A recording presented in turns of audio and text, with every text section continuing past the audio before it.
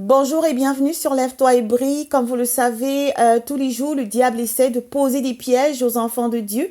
Et comme vous allez le voir dans la vidéo qui va suivre, vous allez voir que quelqu'un pose un piège à un pasteur en lui demandant de boire du poison pour faire court. C'est au sujet, c'est pendant une conférence sous forme de débat télévisé. Alors, un assistant dans la salle, il propose, il demande à poser une question, on lui passe le micro. Alors, la question qu'il pose, il la pose en se basant sur Marc au chapitre 16, verset 18, qui dit que si quelqu'un croit en Jésus, mais si quelqu'un boit un breuvage mortel, cela ne lui fera pas de mal. Alors, il se base sur ce verset biblique-là pour cette personne qui pose cette question se base sur ce verset biblique-là pour demander au pasteur qui était en train de parler de boire le breuvage mortel que lui, il va lui donner et pour voir si cela ne lui fera aucun mal. Il lui demande de prouver sa foi. Donc, il lui remet le breuvage mortel, il remet le breuvage mortel, le breuvage empoisonné au pasteur et il demande au pasteur de prouver sa foi. Donc, ce qu'il désire, c'est de voir le pasteur boire ce poison-là pour prouver qu'il est vraiment un serviteur de Dieu. Donc, vous voyez, ce sont les pièges qui sont tendus aux enfants de Dieu tous les jours. Évitez absolument ces pièges-là. Vous savez que même Jésus lui-même, il avait été tenté quand il avait, pendant ses 40 jours de jeûne, le diable l'avait tenté, il lui avait demandé de sauter, il avait placé... il lui avait demandé de quitter, de sauter du haut d'une montagne parce qu'il est écrit que les anges le porteront sur leurs mains afin qu'il ne lui arrive aucun mal. Donc, il a demandé à Jésus de sauter pour qu'on voit dans ce cas-là s'il ne va pas se faire mal. Mais Jésus avait compris son piège. Jésus a dit qu'il est aussi écrit que tu ne tenteras pas le Seigneur ton Dieu. Alors, regardez ce qui va se passer avec ce pasteur. Dans l'assistance, la personne lui demande de le faire et regardez ce qui va se passer. Écoutez d'abord la question, puis ensuite regardez ce qui va se passer. Question to Mr. Stanley. That is according to the title, is the Bible true word of God? And he accept that he believed that the Bible is a true word of God, and he believed in Jesus. So I want to ask if you have the complete faith in Jesus Christ, and if yes, then I have one question here. According to Mark in the Bible, chapter 16 and verse 18, you have in your lecture said that they will, about the sickness and things that you can recover the sickness of the people. And in the same verse it stands that if they drink any deadly things, it will not hurt them. That is the same verse. And I have here a poison. And you please testify for the audience that you have the true faith in Jesus. Alors, en résumé, le pasteur prend la boisson et ensuite il lui fait comprendre que dans sa famille, ils agissent beaucoup guidés par le Saint-Esprit, ils sont guidés par le Saint-Esprit et que son épouse lui avait déjà dit de faire attention pendant cette conférence. Son épouse lui a dit à la maison de faire attention parce que au cours de la conférence, parce que quelqu'un allait essayer de l'empoisonner. My brother has given me a deadly poison and he wants me to drink it.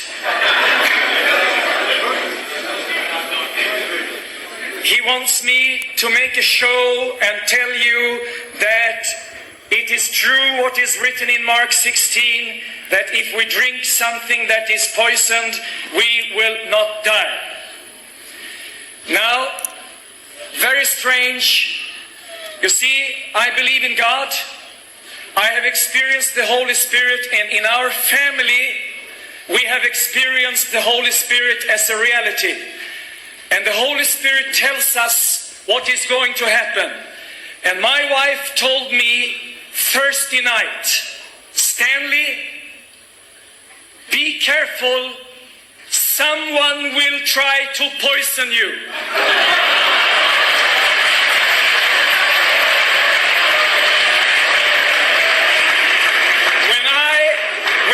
When I was invited through Suhail Aziz Khan that Mr. Ahmed Deedat Tuesday evening want to give me dinner, my wife said, Stanley, be careful. Do you know why?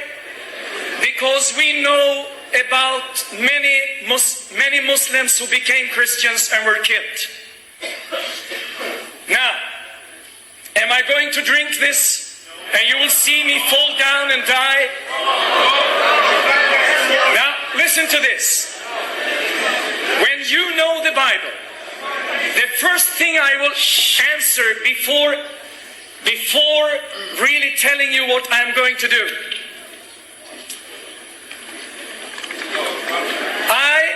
I'm shaking a little bit.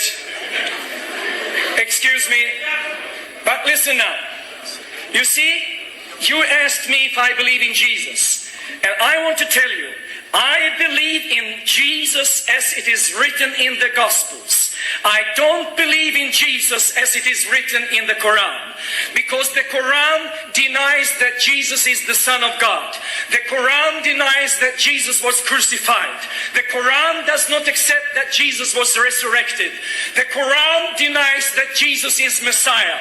And I believe in the way the Bible says that Jesus is the King of Kings and the Lord of Lords, and He's equal with God. Son épouse le lui avait déjà dit, parce que son épouse avait reçu la révélation de l'Esprit de Dieu que quelqu'un allait essayer d'empoisonner son époux pendant cette conférence, pendant ce débat-là, parce qu'il est au milieu des personnes qui ne sont pas chrétiennes. Et le pasteur reconnaît aussi qu'il y a énormément de serviteurs de Dieu qui ont été tués. Il y a aussi il y a beaucoup de musulmans aussi qui ont été tués quand ils sont devenus chrétiens. Par contre,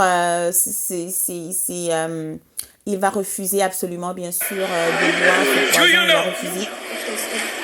One day, Satan himself approached Jesus, and the devil met Jesus in the wilderness and said, "Throw yourself up from a high wall and make a show and try to show the people that you are the Son of God." When Jesus was standing in front of King Herod, even King Herod said to Jesus, "Now do some miracles for us so we can have a little fun." Mr. Deedat, you have written a book and you have made fun of Jesus and you have said that the Bible is contradicting itself because in the prophecies it says, yes, asking him, "If you want to kill me, I must have 5 minutes more." I'm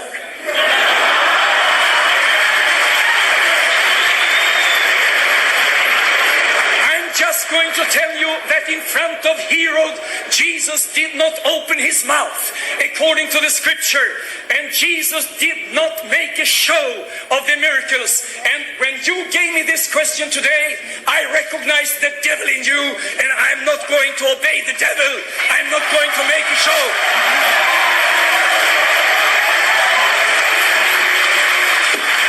I'm going to tell you, and I'm going to tell all the others, that Jesus, He wants to heal. He does not want to cause sickness. He will give life. He don't want to kill people by alcohol and drugs. It's the devil who wants to cause damage, and Jesus, He wants to give blessing.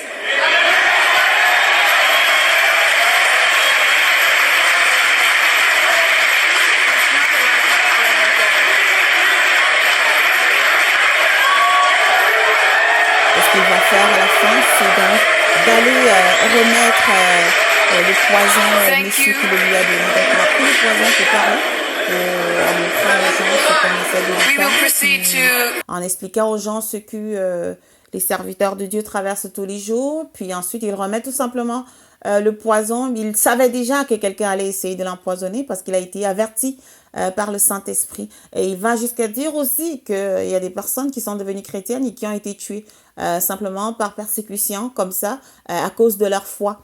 Donc, il remet ensuite le poison aux messieurs. Il remet le poison aux messieurs et voilà. Donc, ce sont les choses que les chrétiens vivent aujourd'hui. Donc, c'était important d'attirer l'attention des uns et des autres sur le fait de ne pas tomber dans les pièges, d'éviter de tomber dans les pièges du diable. C'est sûr que c'est vraiment l'Esprit de Dieu qui nous guide et qui nous aide à éviter les pièges du diable. Donc, il faut absolument éviter tout ça. Sûrement qu'il a eu une énorme sagesse, ce pasteur, de refuser de faire ce genre de démonstration parce que ça, c'est ce que Jésus aussi a vécu. Jésus est passé par là.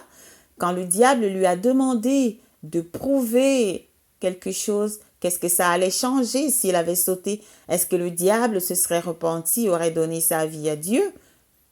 Qu'est-ce que ça aurait changé si ce pasteur avait bu ce poison?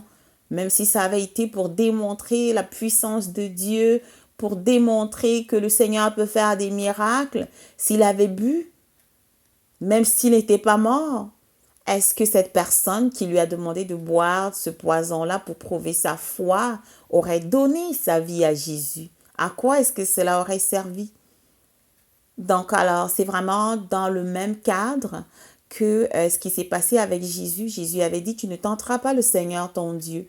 Alors, le pasteur a refusé de boire le poison en question. Le Seigneur lui avait déjà fait comprendre que quelqu'un allait lui poser un piège, heureusement. Même si le Seigneur ne lui avait pas fait comprendre, il a simplement agi sous l'inspiration du Saint-Esprit.